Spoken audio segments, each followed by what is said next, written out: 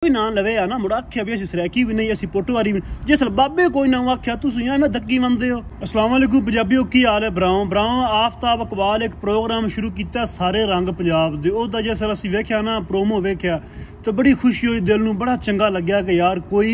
तो पंजाबी होया कोई तो पंजाबी उठिया जिस इस लेवल ते पंजाब दी गल कीती पंजाब दे रंगां दी गल कीती पंजाब दी सकाफत दी गल कीती है। ठीक है आए दी वीडियो वेखो इस तो मगरू आपां गल करने तो इस तो दुख जिहड़ी गल दा होया वो भी तुहानूं मैं दसना पाउंदा वीडियो वेखो। पंजाब दे विच जिहड़ी एक खसूसियत हुंदी एडे शानदार डायलैक्ट्स हैगे ने एडियां शानदार लैंग्वेजेस पोटवारी एक लैंग्वेज है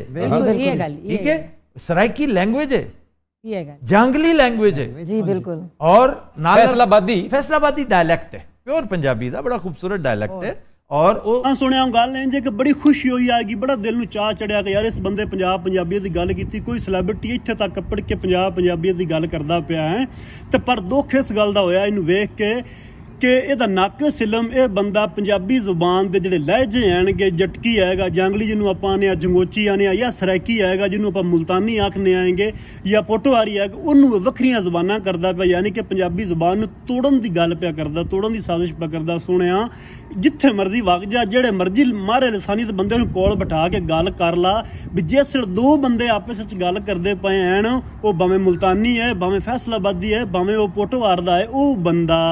उन्होंने विच ट्रांसलेटर की लोड़ नहीं पाउंदी तो उन्होंने जबान वक्री नहीं आएगी। ये दुनिया का हर मारे लसानी तो बंदा गल करता है जिथे तुहानू ट्रांसलेटर की लोड़ पाउंदी है उत्थे तुहाडी जबान वक्री मन्नी जाती है ना कि जिवें तू तुन्नी वाना इंज बनती इंज नहीं बनती। आफ्ताब इकबाल साहब तुहानू असीं प्यार करने तुहाडा प्रोमो वेख के सानू बड़ी खुशी हुई पर तुसीं घर नूं सन ला छड्डी। सुणिया इंज नहीं बनता आपदा इलम जिहड़ा है उहदे च वाधा करो। 1962 तो पहुंच सरैकी किते लफ्ज़ ही कोई ना आगा पंजाब दे विच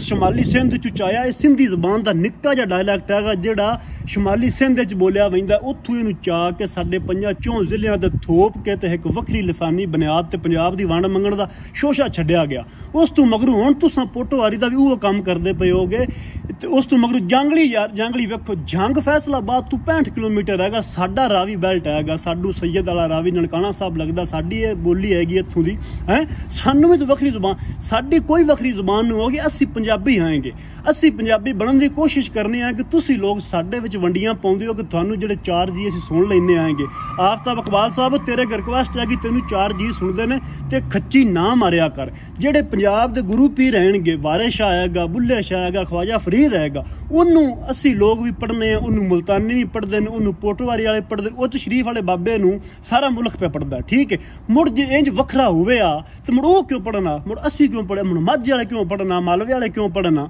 सुने सारे तो नूं पढ़ते पे सारे समझते भी पैणगे सुनते भी पैणगे जबान वक्री हुंदी ना पंजाबी जबान हैगी इस दे वड्डे वड्डे लहजे आएंगे जिन्होंने आप डायलैक्ट आखने इंग्लिश दे विच जिवें चीनी जबान के 84 लहजे आएंगे इंज साडी पंजाबी जबान के 32-34 लहजे आएंगे जिन्हें च वड्डे सिर कड्डवे लहजा जंगोची आई जिन्होंने सरैकी आंदे हो यह जूठा ना दिता जिवें मुल्तानी हैगा डेरवी हैगा रियासती हैगा या माझी मालवई दुआबी ये लहजे आएंगे। तू सुने लहजियां की गल करी करो आए जबानां वालियां मंडियां च ना पाओ सारे रंग पंजाब दे आन तो सारियां नूं लै के चल आए खच्ची ना मार जे तेरी रब बांह फद्दी इन्हां तैनूं बंदियां तरह चला इंज खच्ची ना मारिया करो। साडा पंजाब हैगा असी पंजाब दे वसनीक आएंगे साडी जुबान आएगी साडे डायलैक्ट आएंगे तुसीं विच वंडियां पाउंदे पे हो आपदे व्यू की खातर आपदे टुक्कर की खातर तुसां रोटियां सेकणियां होंदियां ने पुठियां सीधियां गल्लां आवाम दे दिमाग च धक्की वैंदे हो ये काम ना कीते करो। तुहानूं 4 लोग सुनदे हैं तो उन्हां ते रहम करो उन्होंने पुठियां सीधियां पट्टियां पड़ा के लसानी बुनियाद ते पंजाब दे विच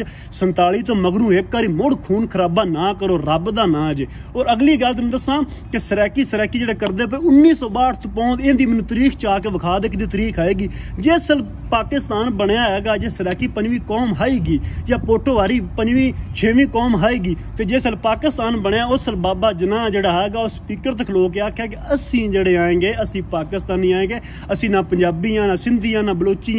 ना असी कोई मुड़ नंदा भी ना लवे आ ना मुड़ आख्या भी असी सरैकी भी नहीं असी पोटोहारी भी जिस बाबे कोई ना आख्या तुसीं मैं दक्की मनदे हो चबला हो बंदे दे पुत्तर बनो बंदे दे फाल बनो ये काम चंगे नहीं आएंगे तुहानूं 4 बंदे सुनदे तो नंदे ते रहम करो।